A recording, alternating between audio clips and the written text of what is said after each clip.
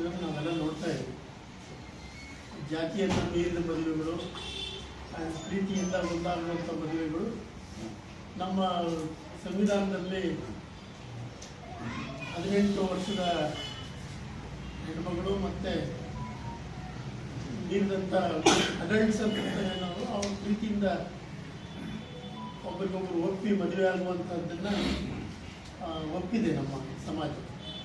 ಆದರೆ ಇತ್ತೀಚಿನ ದಿನಗಳಲ್ಲಿ ನಾವು ನೋಡುವಂಥ ಭಯಂಕರವಾದ ವಾತಾವರಣ ಅಂದರೆ ಈ ಒಲವಿನ ಮದುವೆಗಳು ಅಥವಾ ಜಾತಿಯನ್ನು ಮೀರಿದ ಮದುವೆಗಳನ್ನು ಎಷ್ಟು ಕ್ರೂರವಾಗಿ ದಂಡಿಸುವಂಥ ಒಂದು ಪ್ರವೃತ್ತಿ ನಮ್ಮ ಮಧ್ಯದಲ್ಲಿ ನಡೀತಾ ಇದೆ.